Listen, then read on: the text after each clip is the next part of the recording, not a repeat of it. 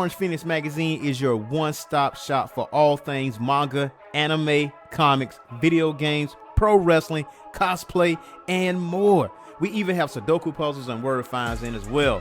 For only $7.99, you can get your own digital copy of Orange Phoenix Magazine, whether it's the current issue or past issues. Also, if you want to save a little bit of change, you can join our Patreon for only $5 a month, and you are guaranteed a monthly issue of Orange Phoenix Magazine. Who knows? You may be featured in the magazine one day. Also, on the same website, you can click on our apparel section and check out our gear through TeePublic. Whether it's hoodies, mugs, t-shirts, or pillows, we got it, and we often have a 35% off sale as well to save you guys money.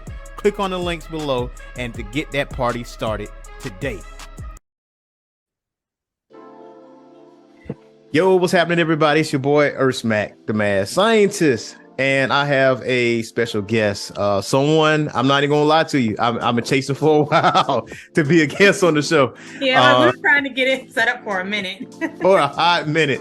Her name is Silverheart Cosplay. How are you today, ma'am? I'm doing well. Happy to be here. Happy we were able to make it work. Fine. And what better time to do it on Black History Month, right? Exactly. What better time?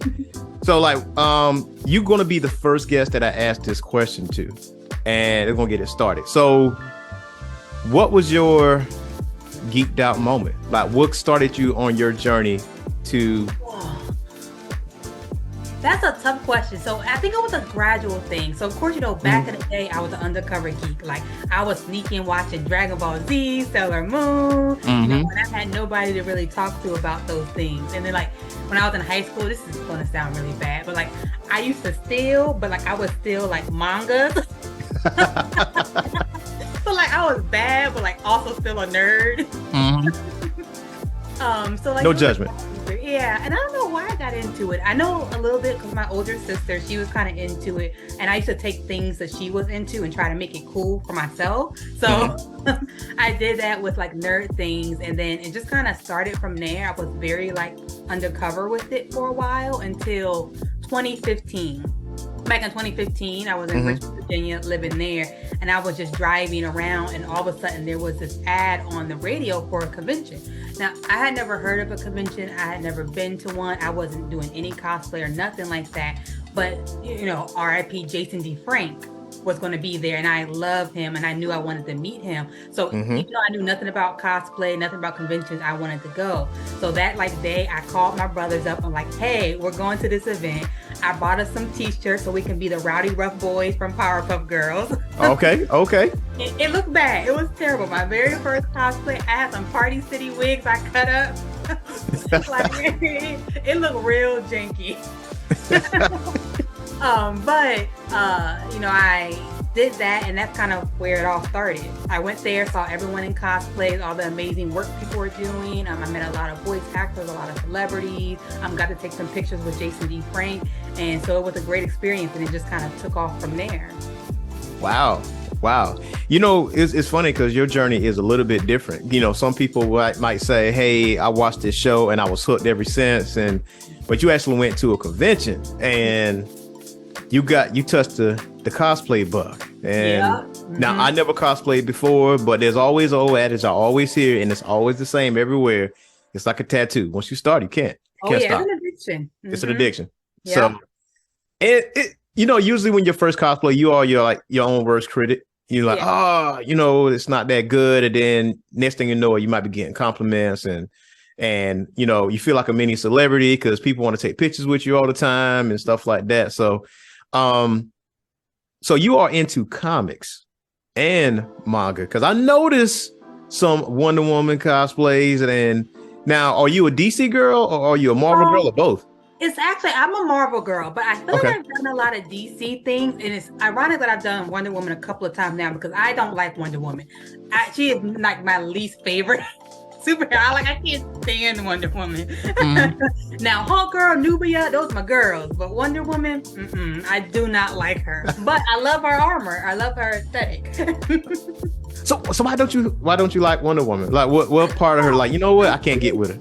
I think it's for the same reason why I don't like Superman. I think there's just something about them that just like too OP.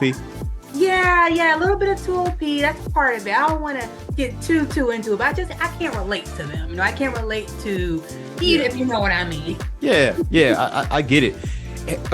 Have you watched the DC animated universe? Have you? Oh yeah, I watch a lot of the movies, and I grew up watching Justice League, the animated series.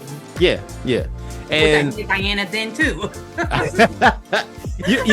you know what's funny? Like when I started, I finished like everybody done finished, the DC AMU, but Wonder Woman she was getting acclimated to Earth, and she wanted ice cream. She loved ice cream so much. She pointed the sword at the ice cream man like, yo, I want another one.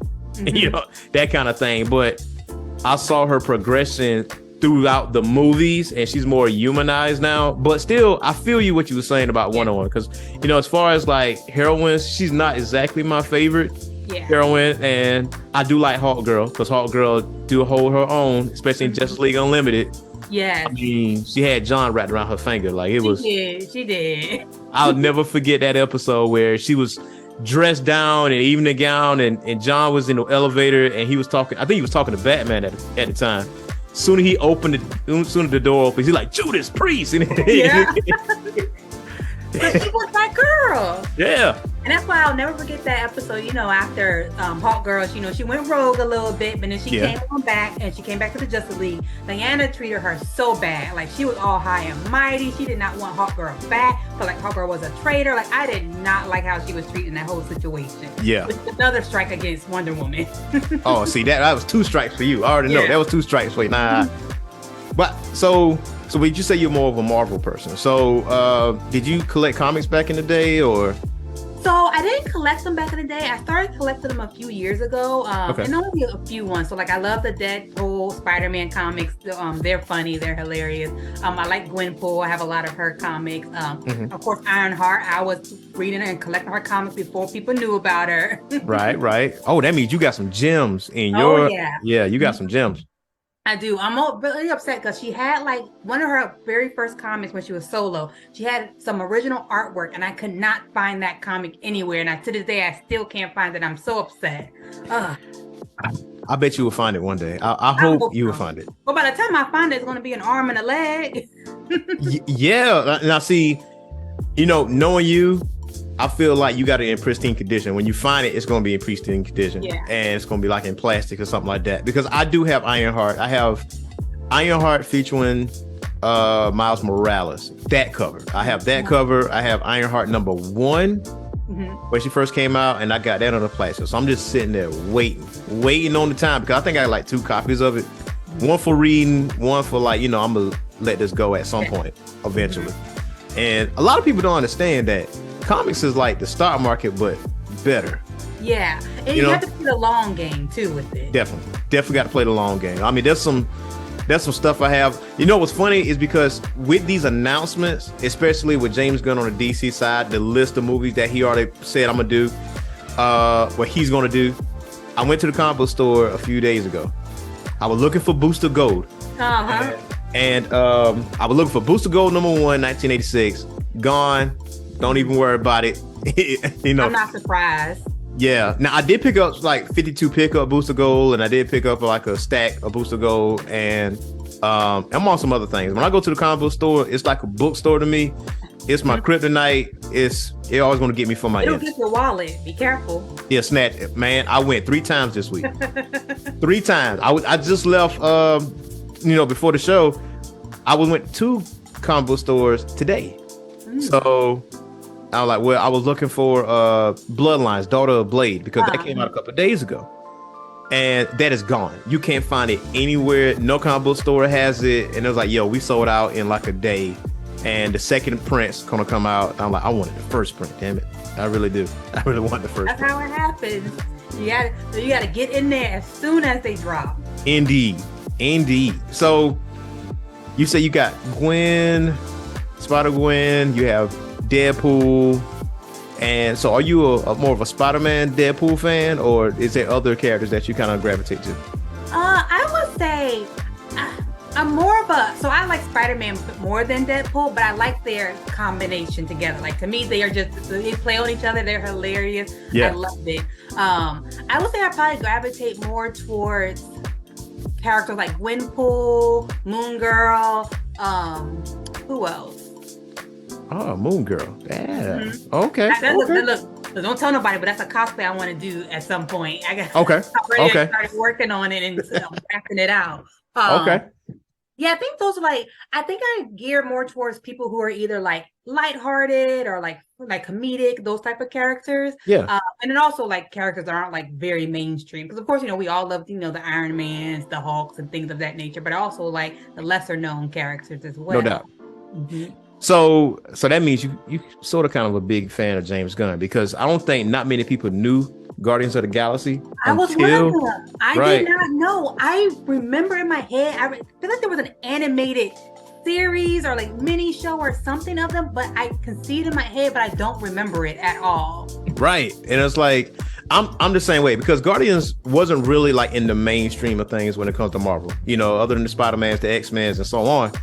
And then after Volume 1, it just exploded. Mm-hmm. And Volume 2 really kicked it off. And we're waiting on Volume 3 patiently. We got the holiday special. Now, people buying comic books and stuff like that. And a lot of people don't know that Captain Marvel was once the leader of the Guardians at one point. People don't know that. So I'm very curious on how Volume 3 is going to end. I know. I'm curious, but I'm also bracing my heart, because I feel like it's going to be so sad. So, according to James, he said this is the finale, but that doesn't mean people are going to die. I'm like, but didn't he also say it's going to be the saddest movie, like the saddest of the three? Yeah, he did say that too, right? Yeah. And I was like, bro, which one is it? Like, are you trying to like sway us from, not clutching our chest? I think it is going to be super sad, but I think it's not going to be the end of the Guardians. I think they're going to switch up the team, but I think it's going to be super sad. Yeah, I'm not ready for it. Nah. Well, we know Drax is no longer. This is Drax's last movie. Yeah. This is Batista's last movie. So, but that doesn't mean he's not. He's going to get killed off. It's just, he might just go away somewhere. Right. He just might. So, going back to like the DC side, I know you heard the James Gunn announcement for all those movies that dropping. Now, is there any particular movie that you're kind of looking forward to? Like, man, I really can't wait to watch this in 2025. Is Booster Gold, is that going to be a movie or a series? Series. Okay, I want to say that's what I'm interested in, because I remember him only from the animated series from back in the day, and he always seemed like an interesting character. So I want to see where he can go with that. And the reason why I'm interested in seeing that series, or I'm anticipating it, is because I saw what James Gunn did with the Guardians, lesser known group, and he just took it to the next world. So I think he's going to do the same with Booster Gold. So I'm interested to see what's going to happen with that, because he's a lesser known and I don't know much about him other than like he's from the future, but he was like not like he was like not a nobody. I don't want to say a nobody, but like he wasn't doing much in the future. And he came back to the past, and now he's like, I got future technology. Isn't that pretty much his thing? So it's funny that you said that, because just posted a YouTube video that's for the listeners too as well. Go ahead and check out the Booster Gold comic Declassified, because I tell at least the majority of his story. But he does have future tech. He goes back in the past to kind of like make himself look like a hero. But honestly, he's a little OP. A lot of people don't know that, but I don't think he realizes that. But when you deal with time, you're kind of OP. Yeah, in a way. That's true. That's true. So I think that's what it is. But it's a lot of interesting nuggets that people may not know about. And the guy that made Booster is the same guy that created Doomsday. Oh. Yeah. So Dan Jurgens. So yeah. But yeah, check out that YouTube video, listeners. And I'll check it out too. But yeah, I'm really excited about Booster Gold, because I feel like I did see him in Justice League Unlimited. I did see him there, and that's where he kind of showed himself. And then I look at his comics, and honestly, looking at the front covers, he has the best looking costume in my opinion. Like it's real colorful, it's a real superhero-y type vibe to it. So he has a life of tragedy too. Yeah, he definitely does. And it kind of make you feel sorry for him. But DC is pretty dark. A lot of people don't know that, but DC is pretty dark when it comes to things. And it has the most convoluted continuity out of any comic book you can ever have. It's Crisis of Infinite Earths and Infinite Crisis and Dark Crisis. There's a lot of crisis in DC. Yeah, but it's like It's like how we have the multiverse over in Marvel. I feel like they just have like all of these different infinite crises and like paradoxes, however. Paradoxes. Whatever the proper English version of the plural version of that is. So I got you on the comics. So what about anime? What was the thing that set you off like on this anime journey? Oh, definitely Dragon Ball Z and Sailor Moon. Because, you know, back in the day, they came on back to back. So I used to watch them both. But then also, I can't remember which one I started watching first, though. I know I watched Sailor Moon, but I can't remember I was watching Card Captor Sakura before that or after that. But those were like my two like OG like magical girls that I started off with. I know more about Sailor Moon than Sakura, but that's just because there's just so much lore with Sailor Moon. Oh yeah, no doubt. Those probably are the things that kind of set me off, and then from there, and then Cowboy Bebop, of course. Like that, I love Cowboy Bebop. Like I have rewatched that whole series like twice now. You know, okay, I got a confession, right? Cowboy Bebop wasn't my first. Oh, okay. I thought you were gonna say it wasn't. I thought you were gonna say it wasn't good. No, I would never say that. Okay, good. I was about to end call. I was introduced to Outlaw Star first. Oh God, no. Outlaw Star is my first introduction to space westerns. I'm not even gonna lie to you, but with that though, I tend to favor Outlaw Star because it does have Cowboy Bebop elements, but at the same time, there's a lot more personality in a way. But once I watched Cowboy Bebop, I'm like, man, you can't deny Cowboy Bebop. The hip hop vibes to it, you know. It's like Samurai Champloo, but in space. But, you know, it's got that vibe to it. So, you know, I feel like space westerns is a lost anime genre in a way, because the top three really is Trigun, Cowboy Bebop, Outlaw Star. And that's really the ones you can really think of off the top of your head. And of course, you got Gun X Sword, but that's not up there with those three that you're thinking about. And honestly, Outlaw Star and Cowboy Bebop was on Toonami both. And Adult Swim. So it's like, And then of course, a lot of people don't realize there is a episode that did not show on Toonami that you have to go on Funimation to watch. Oh. Yeah, it was a. Was it for Outlaw Star or Cowboy Bebop? It was for Outlaw Star. It was for Outlaw Star. It was the episode. It was too much to edit. How about that? It was too much to edit. They went to. You remember when Gene said something around the lines of, I got to get more caster shells? I've seen all of like 2 episodes of Outlaw Star. Oh my God, no, Silver. I can't stand Outlaw Star. Why? Well, okay, what you don't like about it? So I started watching Cowboy Bebop first, and I think Outlaw Star actually came out, was created before Cowboy Bebop, if I remember correctly. I got to research. I have to go back and look on that, but I think it came out first. But either or, I watched Cowboy Bebop first, and then I tried to watch Outlaw Star, and I just couldn't get into it. And my oldest sister, you know, we beefed throughout our entire lives. She was team Outlaw Star like through and through, and I was like, I think part of that also just came from my beef with her, like how much I just like Outlaw Star. I'm like, nope, you like Outlaw Star? Nope, I hate it. I can't stand it.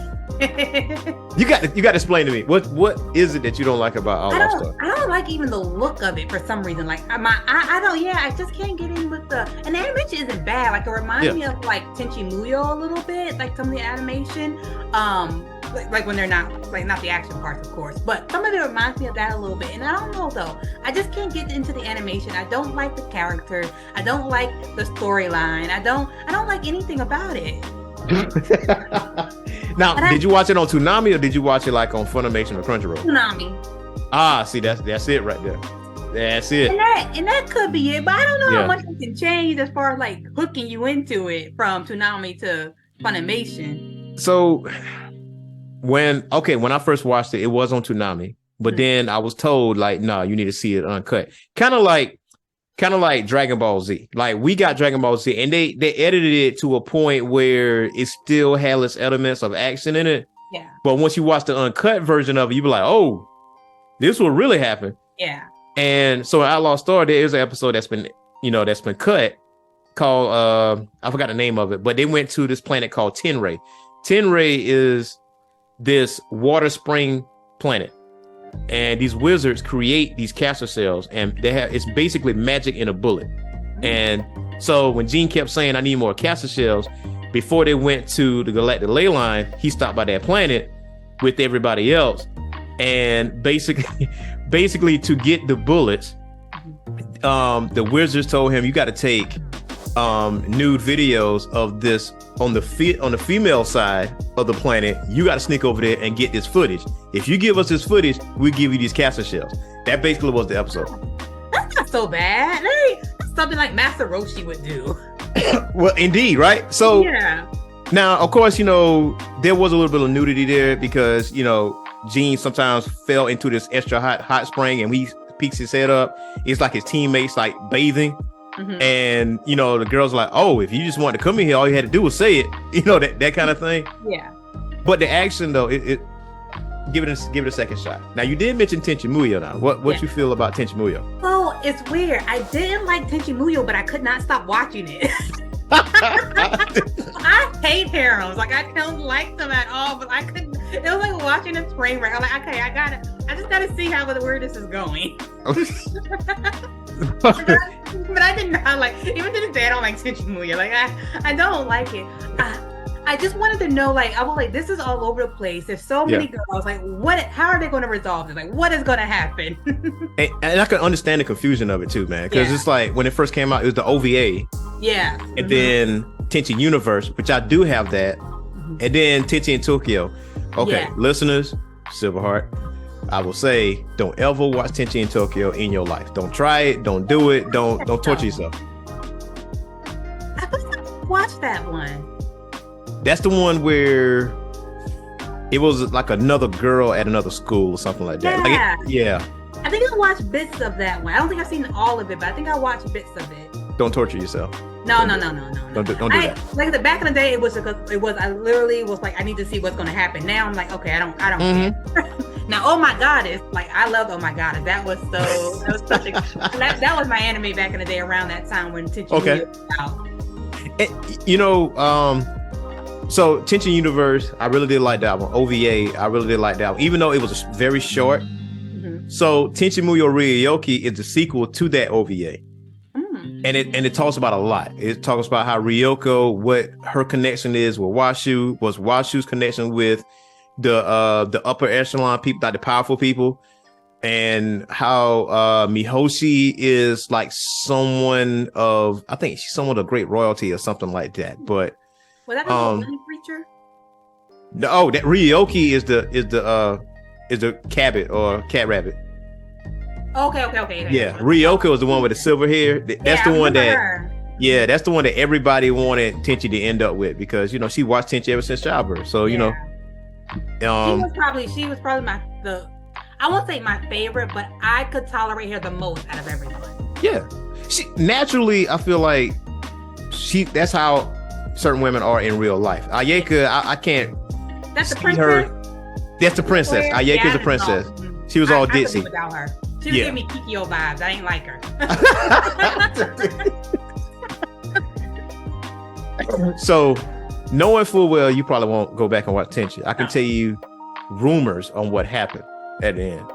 Tenchi married all of them. You lying?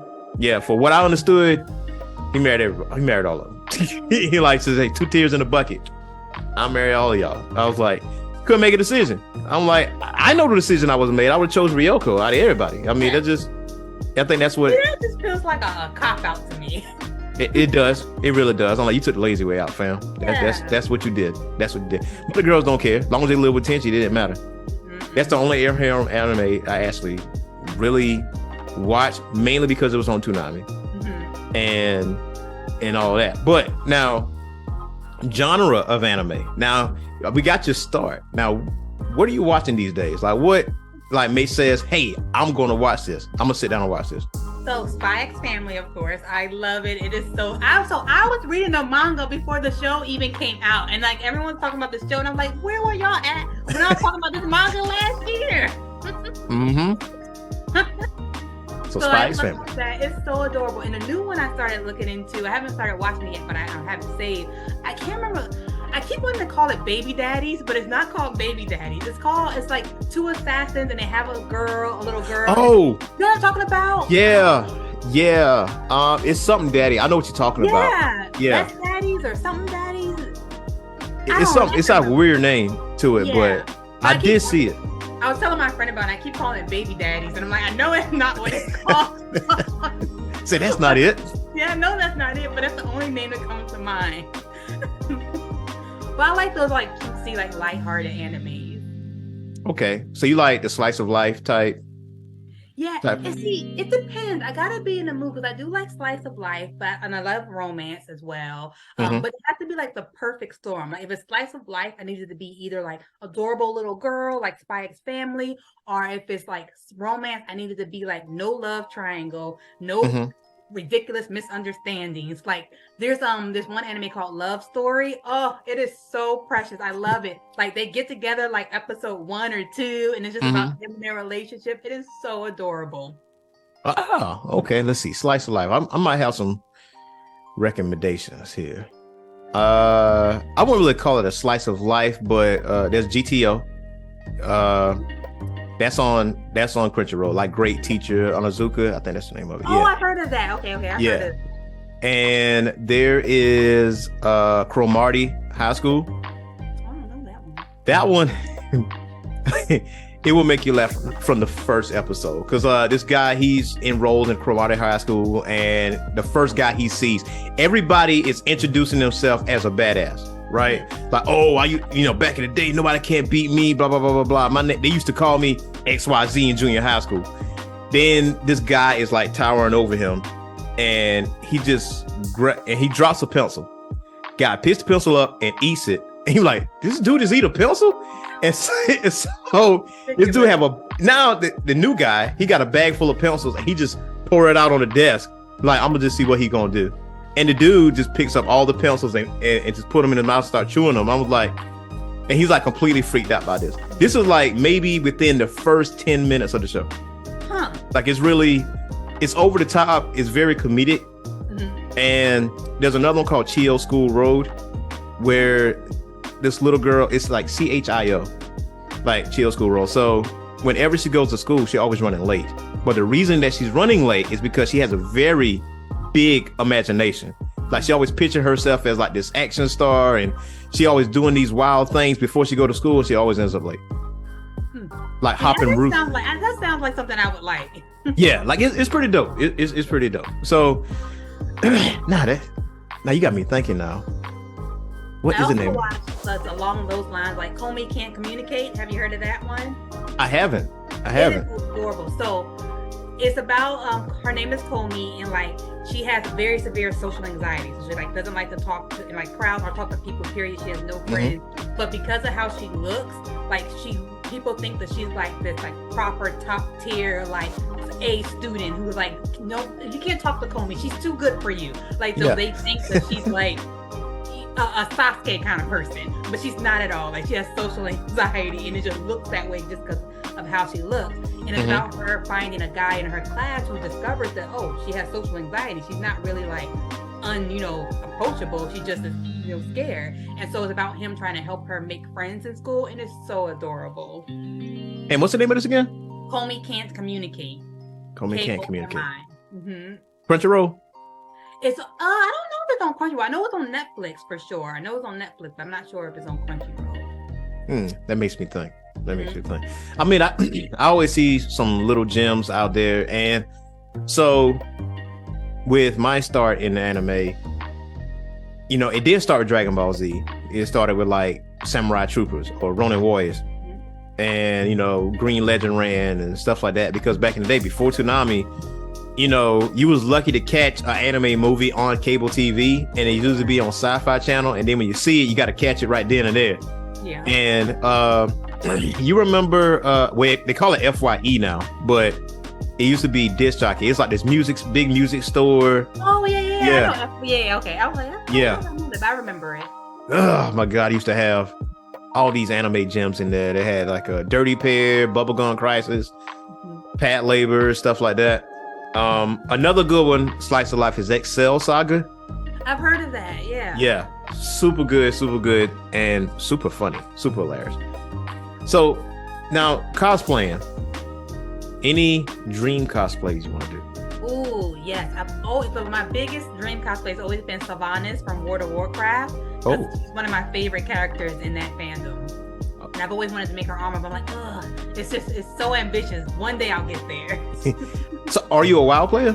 No, not at all. I do not like the gameplay. I do not like the controls. I don't like the gameplay. But I love the lore. The lore is so interesting and intriguing to me. Like, I watched the Warcraft movie and I really loved it. Listen, I deliberately stay away from WoW because I heard how addicting it is and you won't get anything done. I'm like, yeah. I I'm not tried to touching. play it once a long time ago and I was like, nope. This is not my bag. Not my bag. No. But I do love the story like you. I really do like the story. The story is very interesting. Now, Diablo, though, that's my game. Like, Oh. Blizzard-wise, like, I love Diablo. Like, I'm addicted. Okay, so you Diablo player. So Yeah. now, were you always a gamer or did something that came later? I've always been like I would say a casual gamer. So like, we grew up with the Super Nintendo and then we had the Nintendo 64 and like I feel like my decline in like playing games probably came with like the rage from playing like Mario Kart with my siblings. And like when Nintendo 64, I'll never forget, we were playing, my brother lost and my baby brother, he was so upset, he threw the Nintendo 64 controller at my face. Oh, no. You remember how big and chunky those controllers were, right? Yeah, it's like a warp boomerang. That's Yeah. He threw it at my face, and I think that's probably my decline of like gaming senses. Like I get just thrown at me for being nice. Like, dang. I mean, it probably didn't help that I was rubbing it in his face that he lost, but Oh, you know what? That's your baby brother. That's what you do. That's what you do. That's what you do. I mean, you do that to your siblings, and I'm the baby of because it's just me and my older brother, right? But see, I fire back. Like I don't really get like, I throw it because I'm a gamer. He's not. So now it seems to me though, you got a Nintendo house. Yeah. So I started out with NES, but I was a Sega head for a long time. See, a lot of people love Sega heads. We never had a Sega. Never played it. Well, I've probably played it at other people's places, but we never had it in the house. It was you remember, it was a divide, at schools. You got the Sega heads over here, you got the Nintendo heads over here. And, we had that slogan, Sega does when Nintendo don't, that kind of thing. And Super Nintendo dropped, got Donkey Kong Country, you got Mario Kart, you got Zelda, Link to the Past. So, but yeah, I was a Sega head for a long time. For a very long time. Other than Sonic, what else was Sega? Man. I have no idea. Silver. Was that Sega? That's Nintendo, right? I don't know. Let me see. There was Sonic, there was Shinobi, there was Vector Man, there was Comic Zone, there was Mortal Kombat, because Sega is the reason Mortal Kombat is really the reason that we got ratings on video games now.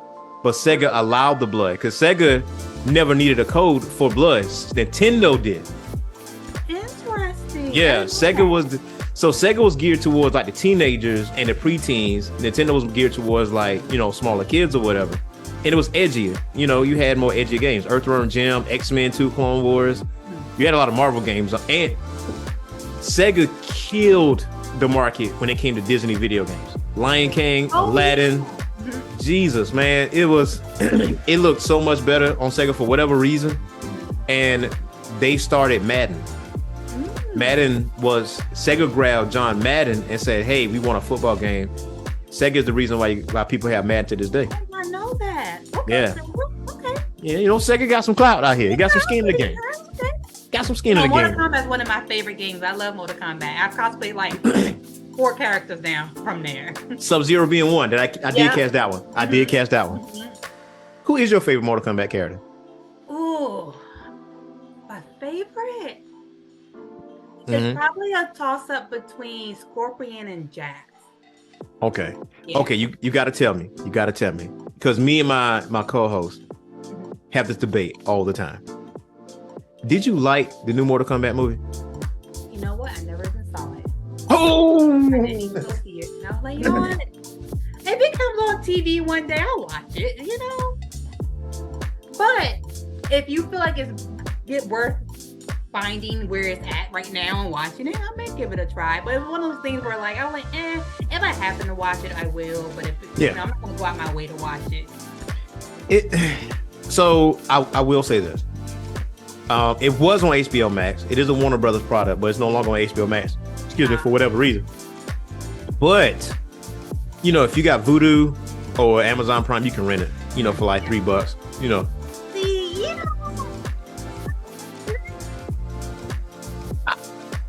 I say rent. I say rent it. Okay, so I say this: if you see it on TV, it's not going to do itself justice because it is gratuitous violence, as if the video game. So it is a rated R product.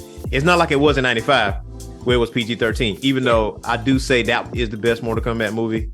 I agree. Yeah. So me and my co-host used to have these debates. He says that this movie is not better than Mortal Kombat Annihilation. I was like, are you smoking? Like you serious? Like, have you seen? The bar is set low with Annihilation. Let's be honest. The bar is set real low. It's right here. Yeah. No, it's right here. Yeah. That's where it is. Now, I like Annihilation, but not because it was good. Because it was just like bad. It was like a guilty pleasure movie. Like this is. Thank you. Ridiculous. Street Fighter is my guilty pleasure. Oh yeah. See, you know what? I played some Street Fighter. I seen the movie, but I wasn't big into Street Fighter. I do like Cosplay though. Okay, so you're a Charlie fan. So you're more for Mortal Kombat than Street Fighter. Yeah. So I'm gonna set you up for the new Mortal Kombat movie. Now there is a character. His name is Cole. He is not a Mortal Kombat character in the game. He's like he's not a Mortal Kombat character in the game at all. He's a movie character, right? So you do see Kano, you do see Jax, you do see Sonya, you do see Melina, Shang Tsung, characters from Mortal Kombat 4, Kung Lao, and you see some other Cabal too. Kano really, to me, he really carried that movie. His personality just shined through. I will say I do like Kano. I like his personality. Yeah. That guy that played Kano, it was like chef kiss. I was like, man, that was on point. So it does give an explanation on how each character have abilities. Mm-hmm. So it kind of like, okay, I kind of get it. Because I saw it again a few days ago. Because of that argument that we was having, I like, let me look at this again and support my argument and saying this movie is better than Annihilation. It is by 10 miles. I'm gonna just say that. And again, the bar is set low. Yeah, the bar is set low. The bar is set real low. And he was like, says it's better, like I'd be hard pressed to find that anything like the Annihilation is better than anything. Right. I'm like, Rick, dude, animalities? Like, Shao Kahn didn't have no animality. What you talking about, man? Yeah. It was bad CG. Making stuff up. Johnny Cage dies in the first 3 minutes. Right. What? Like, bro, come on now. I know he died in the game eventually, but yeah. Like, really? All this recasting, new Raiden, new Sonya, new Jax. I wasn't really. No. I'll tell you what, another one of my guilty pleasures is Super Mario. Okay, when we were talking about Annihilation, I was thinking in my head, like, are we gonna talk about Super Mario? Because that's my jam. Not because it's good. Not because it's good. But like I don't think it aged well. Like I will watch it to this day. Thank you. If I can find it. Yeah, exactly. Well, so we got it on VHS, but it's somewhere in my mom's house, somewhere who knows where. You gotta find it. But we did have it on VHS. And we never no doubt. Those. See, you're a woman of culture, man. See that? Yeah. Mm-hmm. John Leguizamo's best role. That I'm lying, but No, don't do to him like that. I'm lying. I like it. Again, it wasn't good. It wasn't Mario, but I liked it for some reason. Yeah. It's just something about that 90s vibe. It's certain movies that that's terrible. It's a guilty pleasure. Like I can go to bed watching Street Fighter with Raw Jr. and I love Mortal Kombat 95. Super Mario, if I could find it, I would get that in a heartbeat. Yeah. Because I just want it in my, and I know the new Super Mario movie is going to be 10 times better than that, obviously. I don't know. I think it's going to be good, but I mean, I think that's that's tough to follow, That movie has a special place in my heart. It does. And people I think the new Mario movie is going to be good, but I feel like it's going to be like apples and oranges, right? Like I think they're going to be like this is of course, more true to the source material. Oh yeah, no doubt. Compared to the old one. I think me and Ricky got to have a show one day where he stands on the Mortal Kombat Annihilation side and I stand on the new Mortal Kombat movie side. And let's compare apples to oranges here, because there's no way. Because the movie started off with Scorpion. That's how the movie started off, the new movie. So it's like, come on, man. He said, man, the fights were better in Annihilation. I'm like, so he's like, so then Liu Kang's, he said the fights was better. I'm like, no, it wasn't. No, it wasn't. Annihilation? I could make better fight scenes than that. Thank you.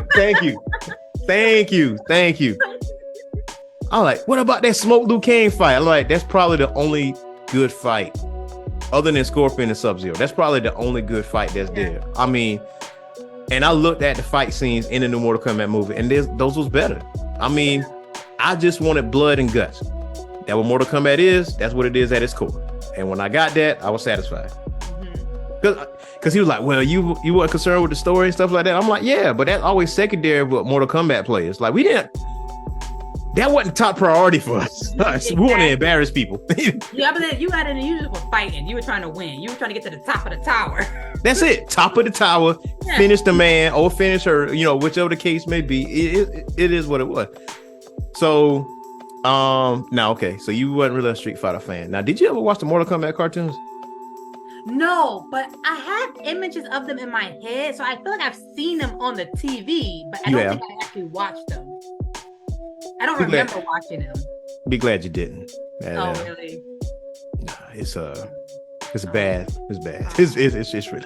I did watch the Super Mario cartoon that was out. Yes, classic. I watched that one. That's classic stuff.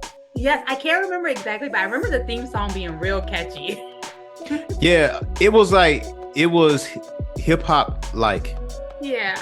Yeah, and they had like Captain Lou on the show, and it was Super Mario 3, and I think it was Super Mario World. I think because it was a continuity to it. I think it's on Netflix. I think. Oh, I'm gonna check it out.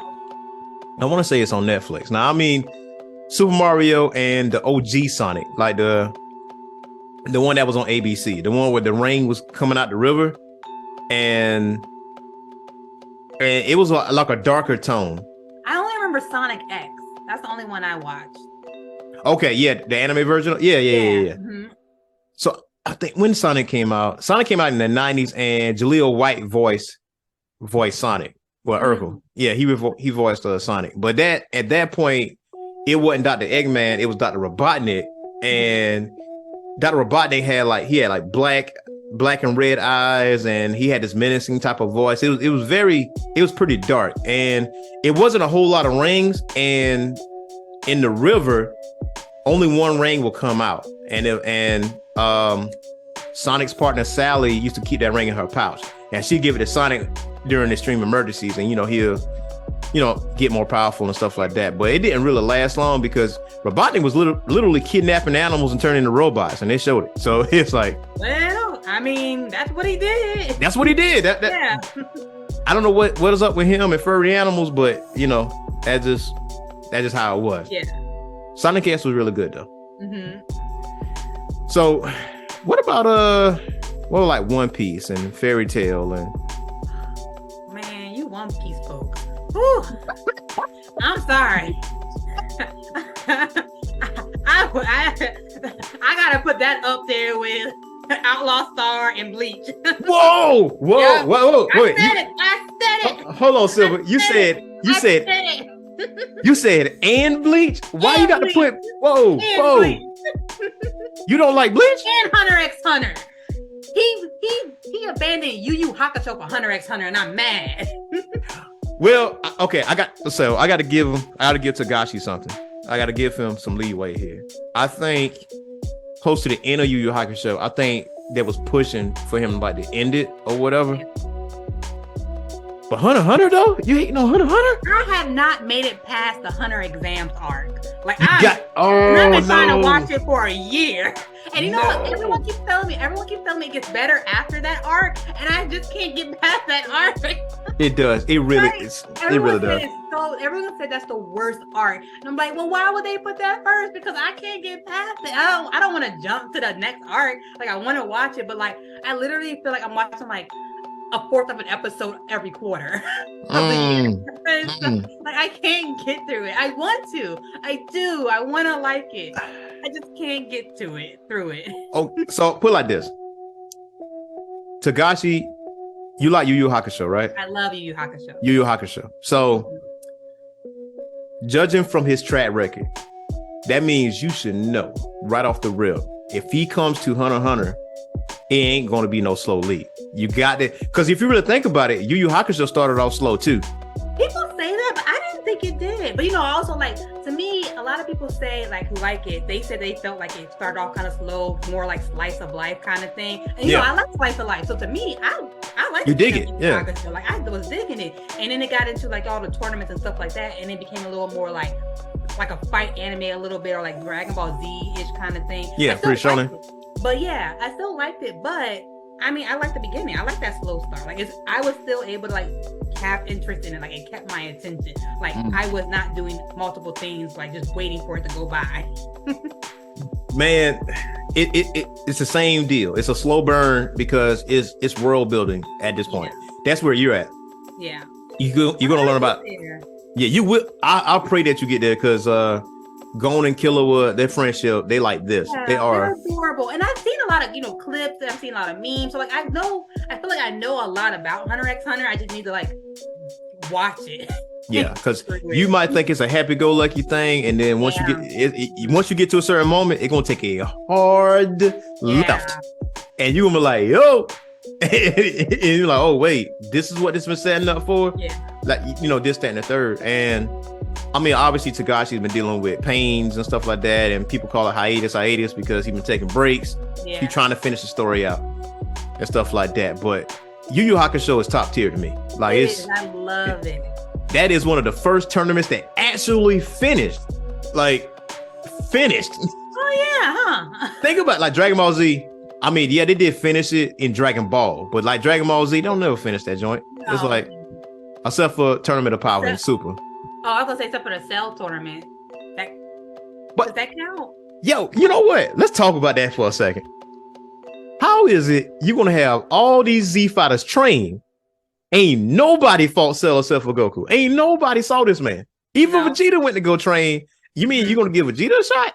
Even though he already had a shot. You know how they do Vegeta now. Like they don't give him time to shine. Yeah, I'm pro Vegeta all day. I'm pro Vegeta. Ditto. Yeah. And then again, me disagreeing with my co-host. He's pro Goku, and like Goku's the man. He's the best. I'm like, no, he's not. He has no character development. Yeah, he doesn't. Like if anybody asks who has the best character development, they're gonna say Vegeta. Yeah. And probably Piccolo second. I was gonna say Piccolo's I think Piccolo's up there with him as well. Like Piccolo's out here babysitting while Gohan's studying and stuff. Piccolo said, you know what? I'll be that baby's pappy. Right, easily. Daddy. All right. Like you seen the new movie? Like you seen the latest superhero? I saw it in theaters. He out here training paying like I got something for you. Yeah. And he got all these stuffed animals in the house. I was a little worried about the new movies. I did not like the animation. Correct. My eyes don't like what I'm seeing. It makes it hard for me to watch it. So I was like, I don't know about this. But literally once you started watching it, like I forgot about the animation. Like it was that good. Like I didn't even care what it looked like. The story was really good, I thought. Yeah, it really was. It really was. Right now I'm reading the manga, and so now it's really focusing on Trunks and Goten, and good. Yeah, it's really focusing on them on Earth because Goku, Vegeta, they all out here. Vegeta got that dub. Which I immediately called my co-host. I'm like, you seen the movie, right? He said, yeah, I seen it. You seen the post credits, right? Yeah. He said, there was a post credit. Like, yeah, let me enlighten you on the post credit scene. Goku lost. How about that? He did. Mm-hmm. And he couldn't say nothing. He couldn't say. I mean, I let him have it too. I was going off for like 15 minutes. I was going. Yeah. Now you said Bleach too, Silver man. Hold on. Let's talk about this. Back in the day, back when Bleach first started coming on Toonami, way back in the day, I couldn't get into it. I didn't like it. I didn't like any of the characters. I didn't like the Ichigo. I didn't like the girl with the black hair. I didn't like the girl with the big boobs. I didn't like the guy with the glasses. I didn't like anybody. Like I just couldn't. I didn't like the storyline. I just couldn't get into it. I'm like, I don't want to watch this. It's one of those. Everyone got so hyped about this 1,000-year war or whatever it's called. And I'm just like, yo, Silver, I'm telling you, you need to Silver, let me talk to you right quick. You need to watch that. You need to watch that. Like I'm telling you right now, like this animation is some crisp, beautiful stuff. And it is, I'll put it like this. I completely understand what you mean. Like when Bleach first started, because it is a slow burn. Mm-hmm. The thing that made me gravitate towards it is the colors and how the characters was changing clothes. Seemed almost like every episode. It reminded me of Yu Yu Hakusho because the drip was nice in Yu Yu Hakusho. Yeah, I've seen some good costumes and some good clothes from the show, like from the stills I've seen. Right. So and there's a turning point where there is a bad guy there, and everything that happens from the first episode, it all means something. Mm-hmm. And this person, he comes out, he's like, I orchestrated all of this. I knew about you before you even were born, fam. I know about your mama. I know about your daddy. I know where he come from. Blah, blah, blah, blah, blah, blah, blah, blah, blah. And it's once I got to that point, I'm like, this dude might be one of the greatest villains in anime because he is very calculating. He is very cunning and very smart. And he has a plan for everything. And he's smart enough to know where he can't beat you physically, but he got a plan for that too. So I'm like, that type of character to me, yeah. I was like, even when you lose, he wins. Mm-hmm. Like that's kind of like his thing. Got a plan. And then if he's finished with you, he disposes of you. And you won't see it coming either. So I can't tell you who the guy is because you haven't seen it. But 1,000 Year Blood War arc, I read it and I finished it, and it's pretty bloody. And I can see why Hulu took it. And it is exactly like how the manga is. And it is bloody goodness. And it is better than the actual show because the animation is better, obviously. Now, I will say, the animation does look really good. Yeah. You threw me off with Bleach. I'm like, oh, man, you just hit me in the chest. I just can't. In a way, because, I know people going to be like in the comments like, oh, my gosh, you don't like Bleach. You don't like Bleach. So let me tell y'all something, right? Mm-hmm. I'm a functioning adult of society. I got a full-time job. I only got like this much time to indulge in my hobbies, including anime and cosplay. So I gotta pick what I watch, carefully. Pick wisely, yeah. Watch everything, So yes, it's good. You might think it's good, and yes, I should probably give it a chance. But also, I'm like, if I only got 2 hours to spare today, do I want to watch something that I don't think I'm gonna like, or do I want to watch Spy X Family? Good choice. And look, I completely understand about One Piece because One Piece has over 1,000+ episodes. Yeah. I completely understand about Bleach because Bleach is a slow burn, and I do understand about Hunter x Hunter, and because it is a slow burn too. So I mean, I can't just. I am going to get to Hunter x Hunter is not one of those ones where I don't like it. I just know I just need to get through the beginning. That one I am at some point in my life I'm going to finish it. A lot of people say like the Chimera Ant art is like one of the best anime story arcs in anime. I can't totally disagree with that, but I can see where the debate is, and I can understand why, because the way that Chimera Ant art is, it's not your typical shonen anime. It's not like I'm so angry I'm gonna get a power up and I'm gonna just miraculously beat this person. It doesn't go that way. It made sense. I'm like, oh yeah, I know Togashi wrote this. I know he wrote this. And even with Yu Yu Hakusho, right? Like every character mattered. Like Hiei is my favorite character. I love me some Hiei. Him and Kurama, those are my two favorites. Kurama be so cool with his though. I love it. So nonchalant. He's like, yeah, I put this flower on your chest a long time ago. Why you gotta tell? He don't sound like that. How can I say this? He's not sensitive at all, but he's like, he ain't even like, look, man, don't fuck with Kurama, man. Don't do that. Don't do that over there, because he is like the best strategist. He figures you out easily. Yeah. And then when he changed it to Yoko, yeah, game over. It was a wrap. I do like Kuwabara too, though. He got a little soft spot in my heart. Him and Hiei, man, their banter. Yes, it's great. with each other. And Kuwabara's like completely oblivious to the fact that Hiei and I like, come on, man, you don't know that's his sister, bro. Like, But then I thought they were adorable together. I would love to see. That's why I need more Yu Yu Hakusho. It should have been more. I wanted to see them get together. I want to see what happened with Keikyo and Yusuke. Like I want more. I need to see more. We don't have it. But well, in a way, though, you do know what happened to Keiko and Yusuke, because they asked how they ended the show, though. Because you remember Yusuke was like, I'm going away for a minute. Yeah. And then, Keiko doing her own thing, yada, yada, yada. And he came back. At the beach, hug and all that. And that was it. And I was like, well, what happened next? Like, yeah. Some more? Yusuke was going to marry Keiko. Like, Keiko being with you knew that was going to happen. But Keiko been through the trenches with that man. Yeah. She was about to die. Literally watch this man die, come back to life, fight demons, and find out he's half demon himself. Yeah. And like, he's still cool with me? Yeah, I'm still good. I'm still good over here. It's all good. Yeah, I'm with you, though. I really do want to see a little bit more Yu Yu Hakusho. Like, unfortunately, I know it's not going to happen, but I really would love to see that more fleshing out. Yeah. What happens with Hiei, what happened with Kuwabara. I think Kuwabara just ended up, marrying Hie's sister. And then, hey, we're brother-in-laws now. That would be hilarious. Yeah. But yeah, I completely understand about the slow burn stuff. Like, if I'm kind of like you in a way, because I have to visually look at it, and if it don't catch me within the first 5 minutes, I'm like, I'm done with it. Like Hitman Reborn, right? I know that one. It is a very, very slow burn. I have yet to finish it. I have skipped episodes, literally, because I'm like, at what point do this get good? And people are like, look, you got to go through X amount of episodes for it to get good. I'm like, who wrote this and who made this decision that they got to go this long?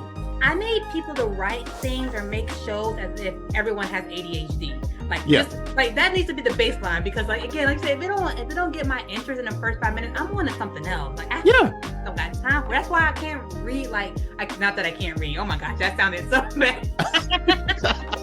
This is why I don't like to read books that are like overly descriptive and like have a lot of like, oh, the tree was like 100 different shades of green and stuff like that. Like I can't concentrate on those things. It doesn't hold my attention. Like I need you to be quick. And it's also probably because I'm from up north. I'm originally from Philly. So me and my family, we're like, we fast talkers. Give it to me now. Yes. You gotta, it's like double dutch. Like when you're with us, you gotta get in there. Like give us the information right now. Like, come on. So you a Philly girl. So I'm assuming you are an Eagles fan too? Of course. Okay. All right. Now, I will say, so I'm an Eagles fan, and I always say by default, because I don't really watch a lot of sports, but because all my family is from Philly and I was born in Philly, I can't not be an Eagles fan. Correct. Yeah. You got no choice at that point. Yeah, exactly. It's in your blood at that point. I'm a Bengals fan. I'm from South Carolina, so they were like, how the hell are you a Cincinnati Bengals fan? So, true story. Like, as a kid, my older brother's a Dallas Cowboys fan, and through him, I learned to despise the Dallas Cowboys to a very high order.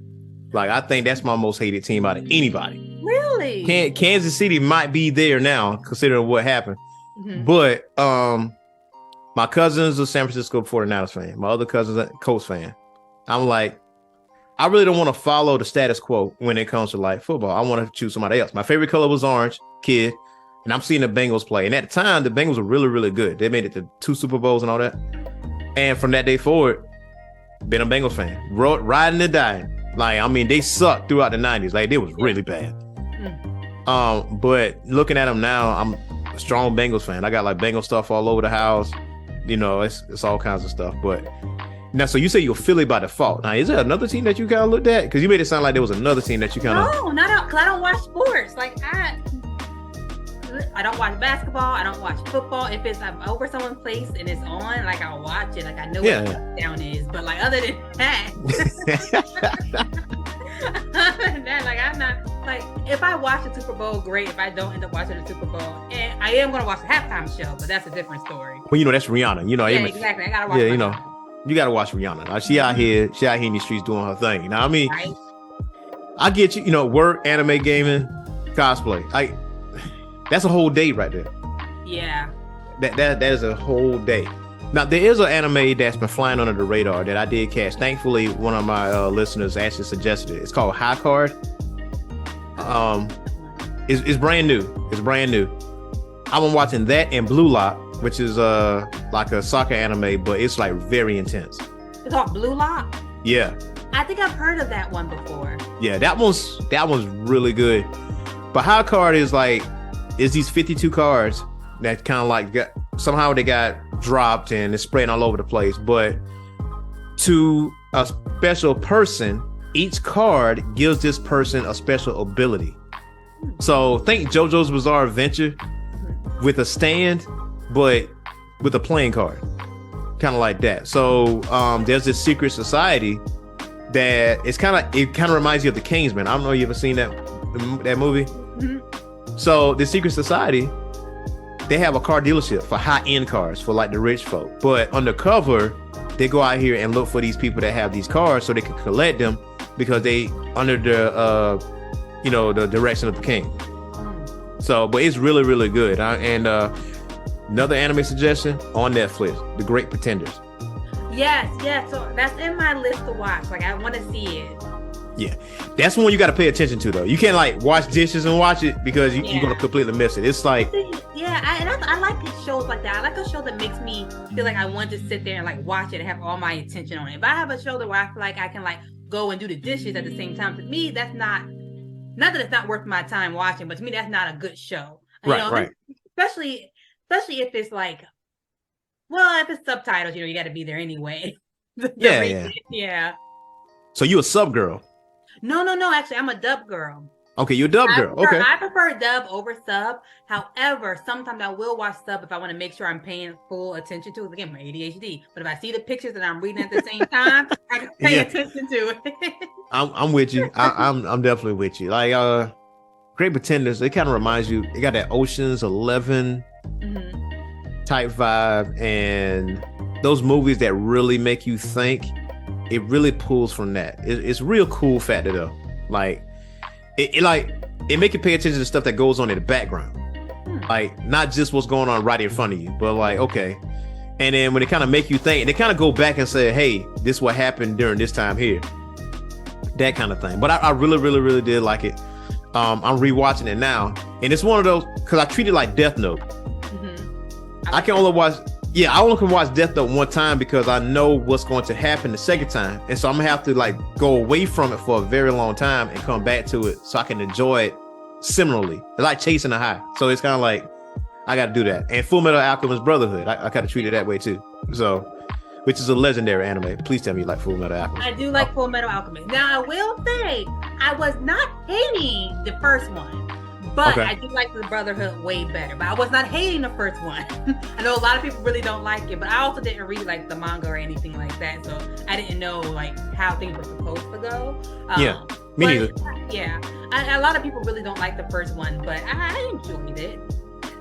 You know, when Brotherhood came out, I treated the first Full Metal Alchemist like I treated Dragon Ball GT.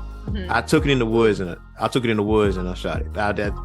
It was done for me. It was a wrap. Because when Brotherhood came out, I was like, wow, I'm done with it. Once Super came out and once it was confirmed that GT was not canon at all, I'm like, thank God. I could not stand GT. The only thing that came out of GT is Super Saiyan 4.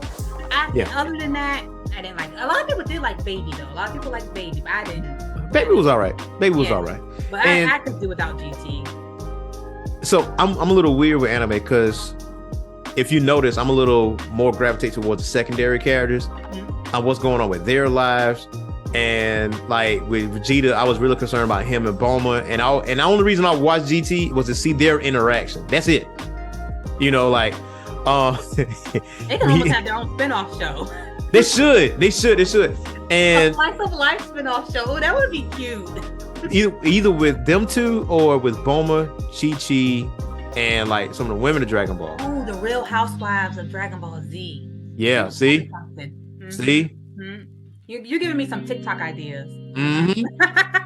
I mean, I know some voice actors that can voice them if you if you want to do something, little something. I know, but it like the funniest moment in GT was when Chi-Chi and Bulma was talking, and Vegeta went in the bathroom and he shaved his mustache. Oh yes. He said, "Hey, you notice something?"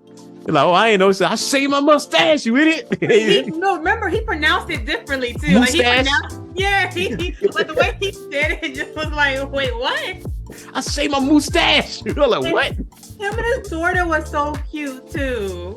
Oh yeah, when they coming from shopping and the dude was trying to holler at his daughter. He was like, no, flip their truck, their car right on over.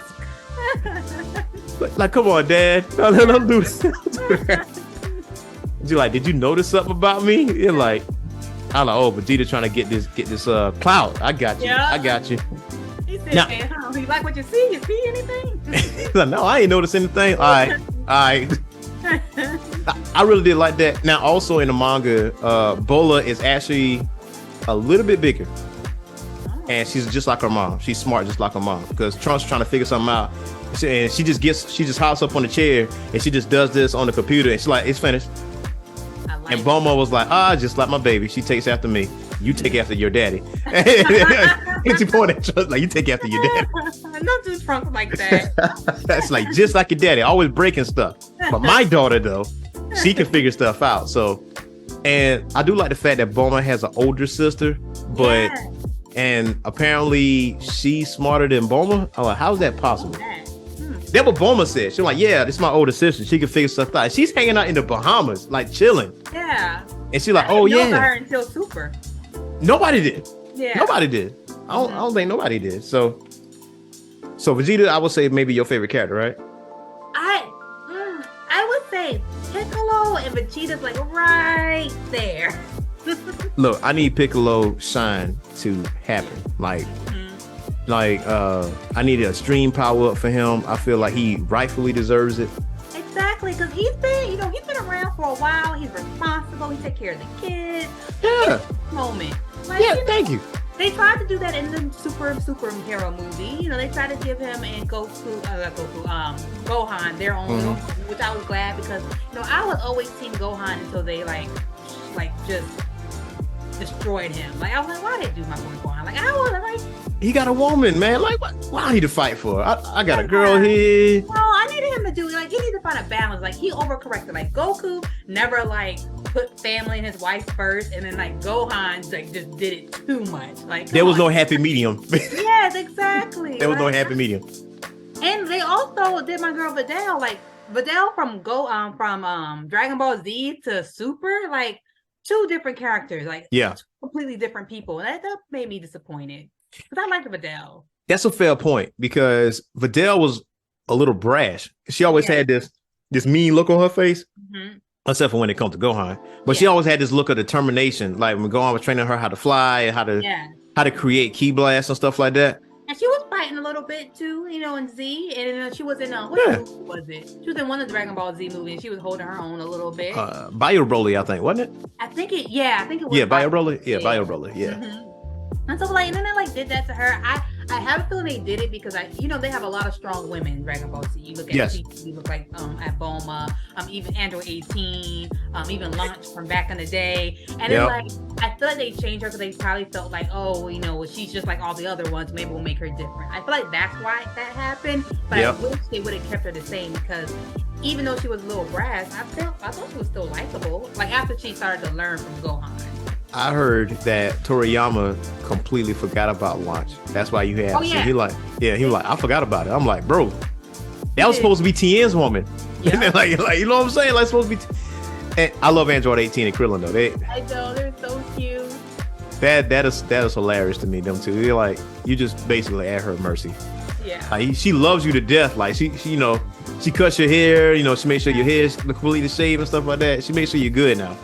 And she treats him good. I feel like she doesn't boast that she's stronger than him. We all know she's stronger than him. That's no doubt. No doubt. She doesn't rub that in his face. I feel like she doesn't make that like when they get in an argument or going back and forth. She doesn't bring that up, and I like that about their relationship. I feel like Krillin shortchanges himself. I'm like, bro. I'm like, I feel like most of the Z5 shortchange himself. I'm like, man, there's a hyperbolic time chamber right here. You can surpass your limits in the hyperbolic time chamber. Just train every freaking day. Well, I know there's a limit on the hyperbolic time chamber. You got to wait. Yeah. But still, I was like, Krill like, nah, I'm gonna just chill back. And, no, bro, take your ass in this half of our time chamber, dog. Like, do this. Get it done. Yamcha out here looking soft out here. This man getting it bad. Man. He gets it so bad. And they try to give him his time to shine and super. They're like, here, you can play baseball. Yeah, like here you can play baseball. Oh, and he packed. The funniest thing was he was packing his stuff, getting ready to go to the tournament. And he didn't even pick this man. I was like, you do this man dirt. But you know what's funny though? I think Yamcha brought it on himself though. Oh yeah. Because the reason Bulma and Yamcha broke up because he kept looking at other women. Mm-hmm. And Vegeta ended up with her. And then Gohan was like, hey, I bet it's your kid. It ain't my kid.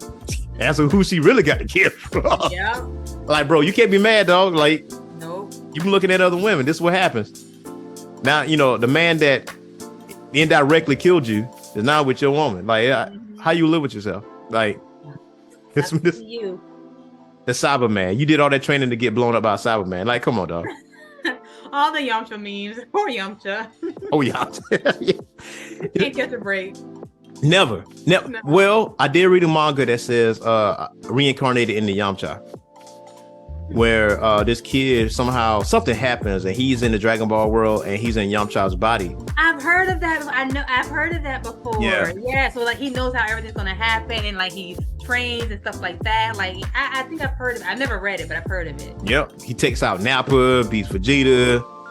I think his limit was at Frieza or whatever. I'm like, you could have got stronger than that, my man. Like you really could have. Like 10. I think 10 power level was over 1 million by Cell Saga. Yeah. So like, it just like Krillin could take out Frieza along with a destructive disc. Like that's the move I always look at, and I was like, up until Cell, you could really take out people by yourself. You didn't really have to depend on Goku. You ain't had to wait on him with your neck half broke. I wish Goku was here. Like, come on. They all rely on Goku all the time, except for Vegeta. He like, nah, I ain't with that. Even if I don't got it, I got this. No, exactly. Like, you're gonna have to punch a hole in my chest before, literally, make me cry my eyes before I call on Goku. Nah, or Kakarot. He said, I'm gonna call you by your original name. I ain't calling you by your new name. So any other particular anime that you really kind of like haven't had a chance to watch, but you like, you know what? I can't wait to sink my teeth into.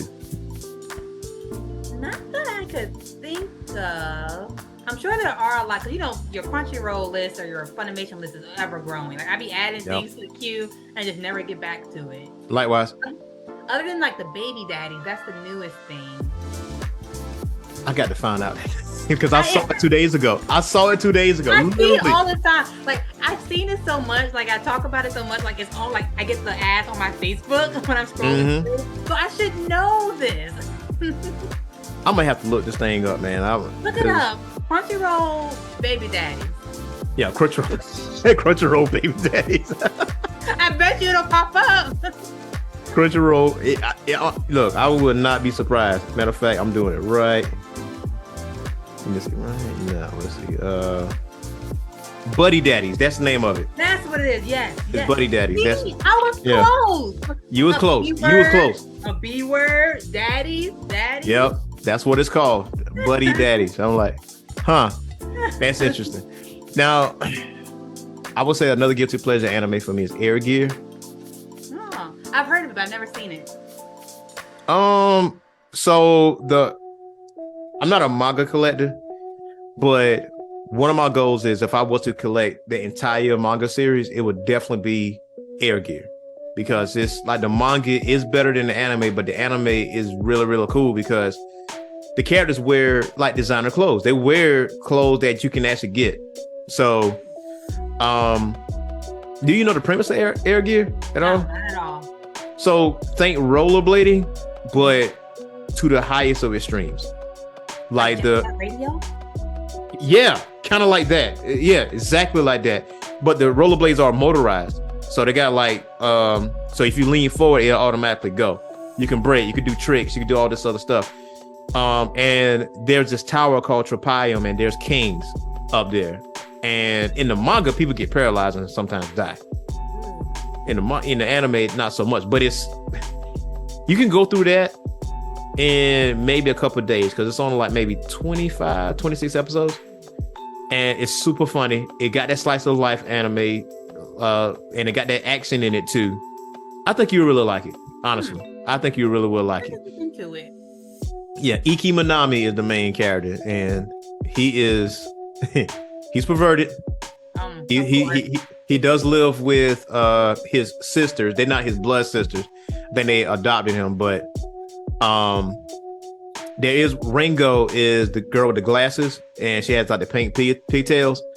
Little do Iki knows that she's a queen in the Air Gear world, but she don't reveal herself. Like she has special abilities. She has a certain aura about her, but she really does like Iki.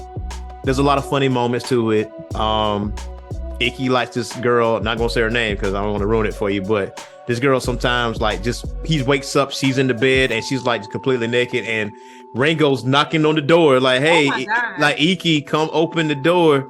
And he's like on the door like this right here, trying to hold the door. Like, what the heck you doing in my room? what is going on? Like, that's awkward. Yeah, very, very much awkward. But it is definitely really good.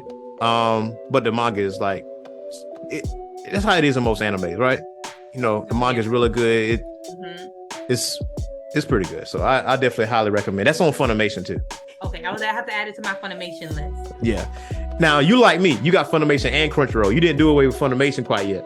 No. I don't think I ever will. Because I know, are they going to combine everything, though? Like, how's this supposed to work? I've noticed anime that's on Crunchyroll that has not been on there before that merger. Mm-hmm. And I'm thinking they're slowly moving stuff over. Mm-hmm. But there are some anime that only on Funimation that's not on Crunchyroll. So I'm like you. I'm not getting rid of Funimation. I'm gonna keep both until like they say Funimation like it's no more. Like that app is gone. Like it doesn't exist. We only have Crunchyroll now. So I'm gonna keep it until that happens. Yep. Just in case. Because there's Anime Network right on Roku and it's no longer being used. I'm like, hey, this app no longer works. Good, because I can get rid of that. And High Dive got little. The list is not used, so don't go out your way to go get it. No, I think Crunchyroll, Funimation, Hulu, and Netflix. Hulu and Netflix got some decent animes on there. It do. It really do. It really do. And I got to catch up with a couple. Like My Hero Academia, got to catch up on that. Yeah, I was into My Hero, and after I was with it until like after season 2 after season 2, and I just kind of fell off. I think the fandom just like got so wild to me, and I was like, it just kind of turned me off on it, and then like the story just kept going, and like I know like about the Dark Arc or Dark Deku or whatever you want to call it. Dark Deku, yeah. So like I was like, it's kind of a little too much for me, and so I just kind of stopped watching it. So you would say toxic fan bases will turn you off a certain anime? Yeah, no, definitely. Okay. Yeah. In the Dragon Ball fandom, we do got some, but they can't beat Goku. I don't think we're as bad in the Dragon Ball Z fandom. One, because we know we the ish. Number one. Except for Sailor Moon. We know Sailor Moon could be Goku, but that's another Yes. Show. Man, listen, so I told my co-host that and he went, what? I'm like, you don't know Sailor Moon like I know Sailor Moon. Sailor Moon. People be non-Sailor Moon fans be sleeping on her. Yes. Usagi. She got this. She's a universal buster. Exactly. Don't rub her the wrong way. Like this man can easily get erased. Yeah. Like by Sailor Moon. Like Usagi is the truth out here. That's why you don't see Sailor Moon fans. That's why we're not beefing with people. We're not bullying folks. We're not being hostile. We already know. Because y'all know. Oh. I don't even watch Sailor Moon. I know how OP she is. Popcorn, watching all y'all beef. That's the thing. So so back in the day, I didn't really watch Sailor Moon because I'm like, that's a girly show, blah, blah, blah, blah. But I wasn't stupid to Sailor Moon, though. I know how OP she was. I was like, she is, rather. I'm like, nah, yeah, she's OP. Sakura from Card Captor Sakura, she's OP, too, when she got all the cards. You don't get a lot of play. Like, I think a lot of people, I don't want to say they forget about her, but, like, Sailor Moon is always, like, the first person you think of when you think of magical girls. And I'm like, Sakura, she up there, too. Yeah, like, she's super OP out here. But, like, she top tier magical girl, I think. Yeah, she's super OP out here in these streets. And I'm like, nah, these are the people that you don't want to be messing with. Like, exactly. And she got the drip. Like all her dresses be so adorable. Like they're so cute. Look, I'm with you, man. There are some toxic fan bases out there. I think Star Wars is another one. I'm a huge Star Wars fan. So I didn't think Star Wars, like I love Star Wars, but I wouldn't say like I'm a diehard fan. But I didn't realize how toxic the fandom was until like the new movies had came out, and I'm like, oh, bad. Yo, so Finn got a bad shape in the movie because a lot of people felt like Finn was supposed to be a Jedi. Yeah, they kind of almost alluded to that. It almost seemed like they were teasing us and setting that up and just to pull up the rug from under our feet. Right. And I'm like, now John Boyega was like, I'm never going to do a Star Wars movie again. I'm like, rightfully so, because people was backing him up on that. Yeah. And for what the new Star Wars movies were, it was okay, but it's not touching the original trilogy. The middle trilogy, like Return and Empire. Empire is always the best for me. I didn't even think some of the episodes 1 through 3. I think that some of those were better than the new ones. Like, I like the first one. What was that? The Force Awakens. The first one. Force Awakens, yeah. Yeah, I like that. The second one was like okay, and then by the time the third one came around, I was like, I don't know. Yo, so the thing that pissed me off the most about it is the girl from the second one. You didn't hardly see her in the third one. Which one was the second one? That what's her name? Mechanic? Yes, the mechanic. Yeah. Is she the one they bullied off of Twitter? Yes, that's the one. Yeah, that's the one. The third one. She didn't want to be bothered no more. Like what? I was like, oh my god. To her? And I just saw her in the background, like just putting stuff together. I'm like, whoa. Where's these speaking parts? Like, I need that. Never got it. So I think that's why a lot of people don't like it as much. And Finn not being Jedi, but Empire Strikes Back is still, to me, is like top tier. That's like the best one. That's like my favorite Star Wars movie. And Rogue One was actually that second too. I really like Rogue One. Yeah, so I actually never watched Rogue One around when it first came out, and I recently watched it a few months ago, and I really liked it. I really did. I tried to watch Andor, and this might be an unpopular opinion, but I did not like Andor. It's not an unpopular opinion. Okay, good. I don't know. I don't be out here in these Star Wars streets, so I don't know what people be talking about. I don't want to offend the Star Wars fans. Look, it's one of them slow burns again because I heard it's slow the entire time. So you watched the whole thing? I watched the entire thing. Wow. Yeah, I heard it was like just a Star Wars heist thing, and then there's some stuff that's not on the big screen at all or the small screen that I feel like has a better storyline than the Skywalker saga, and that is like the Old Republic, like that time period before, and Knights of the Old Republic. Yeah. And I'm like, not the video games. I'm like, man, if they ever put this thing on screen, right, it's gonna be fire. The content is right there for you people. Just put it on the screen. Easily in your hand.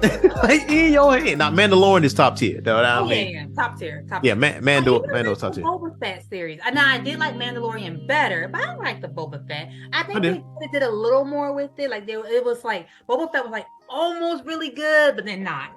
If that makes sense.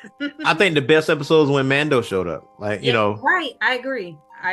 So I think that's what a lot of people like. And Ahsoka, I know that's a show that's coming out, which I'm anxious to see that. I'm interested to see what they're going to do with that. Everyone loves her. Like, everyone loves her in, like, the animated series or, the ones that used to come on Disney or Disney XD or whatever it was. Yeah, Clone Wars? Everyone loves her. Yeah, everyone loves her. And I like her okay, but I'm like, I don't know. I'm not in love with her yet. And I'm hoping that this series will do that for me because I want to really, really like her. I like, what was that character name? She was one of those tall women, bald heads, like very white skin. I'm pretty sure she was a Sith.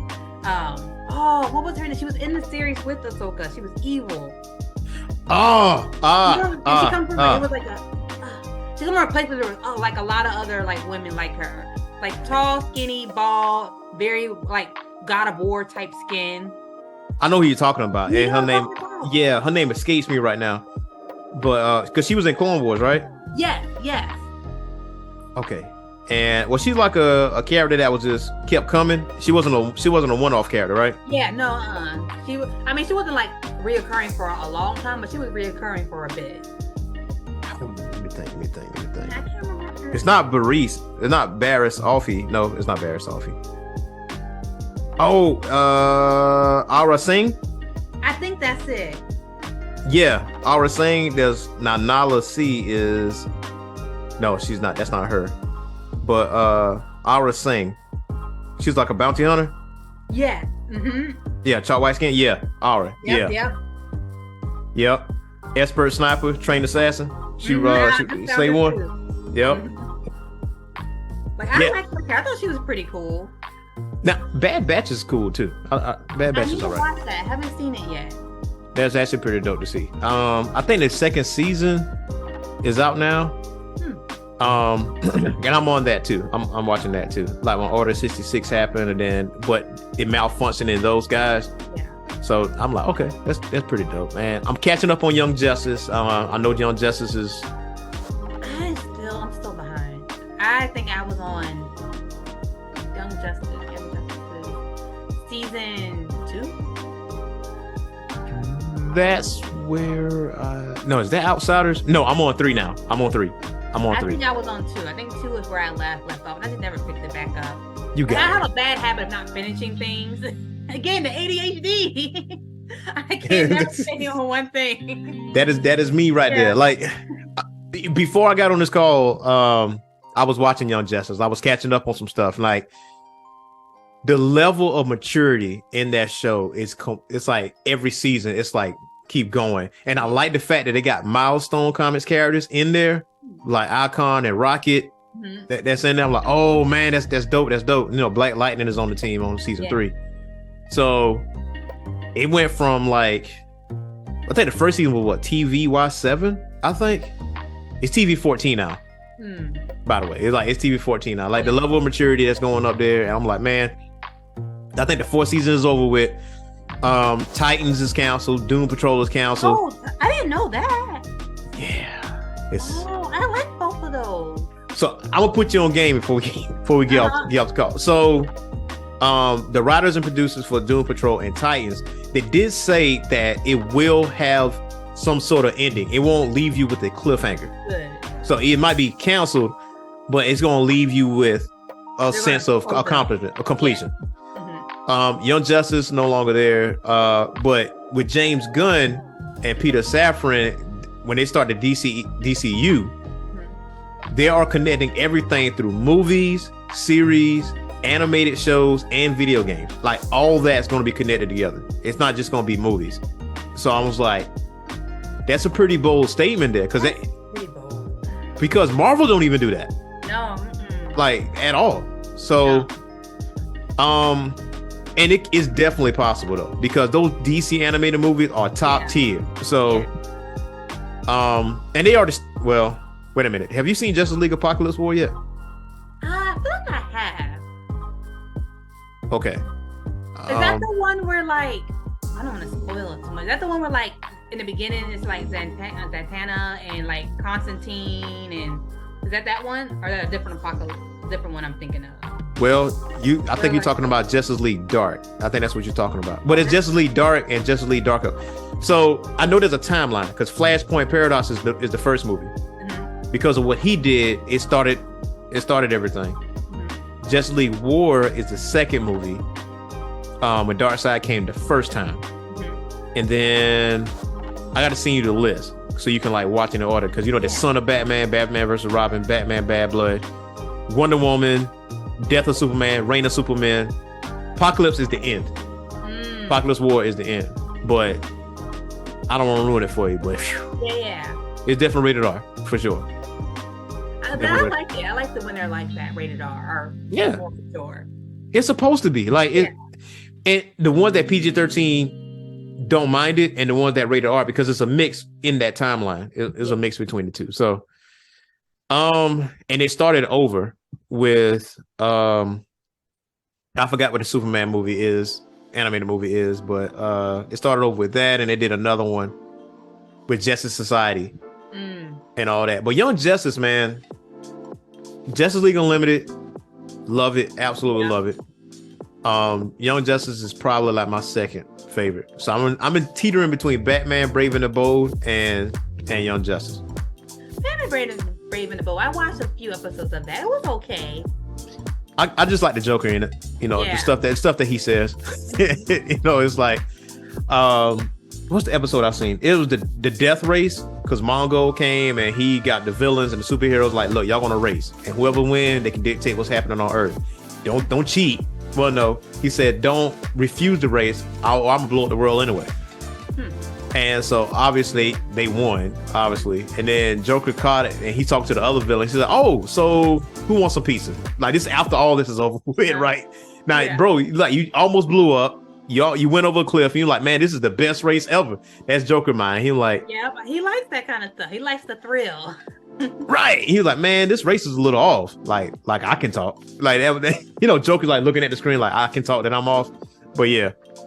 So, but Silver, man, I know thank you for your time. I know you got a lot of stuff going on. And hopefully we can see each other in person, like at a convention. Yeah. And because now at these conventions, do you do panels and stuff? Because I feel like you do. Mm-hmm. Okay. I usually do. I usually do them at Galaxy Cons, Richmond and Raleigh, and not Fayetteville, BlurredCon. I do panels there. I those are the only conventions I really go to. Okay, you got to tell me about BlurredCon though before we go. Like what? Oh yeah, we do I do panels with like Charlie Rocket and the Rise of J. Jones. We do panels on like diversity or like the importance of representation in pop culture, things like that. I met Charlie. Yeah. I met Charlie a couple of years ago. It was at Queen City. It was like a real small con, but she was there. And that's before she kind of like blew up. Yeah. And I was like, oh. So yeah, we talked a little bit. So I did meet Charlie then. And BlurredCon, that's a con I really wanted to go to. Yeah. And I heard it's really nice. It's fun. It's a good time. What's the average number of people that be there? Like, is it like a big con or? That I couldn't tell you. Like, I'm bad when it comes to like guessing like those numbers or how many people might be there. But I think it's a decent sized con. Like, it's not as big as Galaxy Con, but it's not like as small as like Queen City or like Animazement. Like, I think it's like somewhere like it's a decent size. And I feel like it's been getting bigger every year. Oh yeah, definitely. Yeah. Definitely. I would never forget the guy that's over the con. I met him at Momo. That's how I found out about Blurred, and that was 2000. Was that 2016? Maybe it's 2016. Maybe. He was telling me, he's like, yeah, man, we barbecue out there. We doing electric slides. We doing all kinds of stuff out there. And, you know, he was advertising it like heavy. Yeah. And like, this is a con for us, by us, like FUBU. And I was like, bet. So, and that year I was really anxious on going, and something happened in between that time, and I wasn't able to make it. I think I ended up taking a trip somewhere and never come around to me going. So I really want to go to BlurredCon because I heard so many good things about it. I want to go to DreamCon too. I would love to go to DreamCon one day. Well, those like other cons are like a little further away. Like those are ones I gotta like save my coin with. But like, yeah, that's on my bucket list of places. And since you are used, I'm sorry. Oh, go ahead. What you about to say? I was saying, when you're on the East Coast, you know, if you can just drive and travel to a convention, like it's not that bad. But when you gotta like fly or drive far and like book a bunch of hotels and stuff, it becomes a little costly. See, that's the beauty about us being on the East Coast, though. See, where I'm at and where you're at, we're like in smack dab in the middle of most of the cons that we typically want to go to anyway. So, you know, Blurred, Galaxy, Animazement, MomoCon, Bonsai Con, Ichiban Con. It's like, we really locked in on the West Coast, on the East Coast, but with the exception of Anime Expo, because my editor, she goes to Anime Expo and during the summer, but she's not going this year. But, you know, she goes to their like real big one. And typically she'll go every year. But yeah, we locked in. We probably really don't have to travel that much. We can just drive, you know, car up and do that thing. But Silver, hopefully this ain't the last time you be on the show, because I want you back again. Because drop a little nugget for you. Since you are a huge Dragon Ball fan, I do know a couple of voice actors from the show. Ooh. So I mentioned Chi-Chi. So Chi-Chi's there and Linda Young. Well, Frieza. Yeah. I love her. So I got to do, GalaxyCon was doing like a kind of like a cameo thing where like you can buy like a one-on-one time with voice actors or with celebrities. And I got to do one with her, and she was so sweet. she is a dream of a person, man. Well, her and Cynthia was at Ichiban Con together, and they always like two peas in the pod. So, Linda also had like a special talent. Like she sings too. Oh, and I had so she I'm like, man, you got a nice voice, because you're like, man, it's kind of hard knowing that you're a Genkai and Frieza, but in real life you're like completely opposite. So that just owes to a talent. Yeah. So, but once again, thank you again for being on the show, Silver.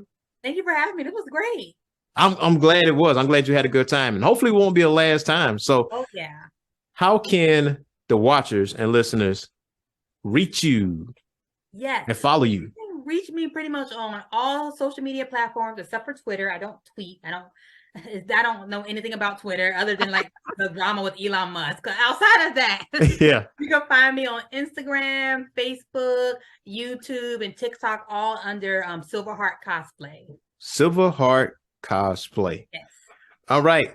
And once again, thank you. And thank you for the watchers out there. And so until next time, y'all, peace.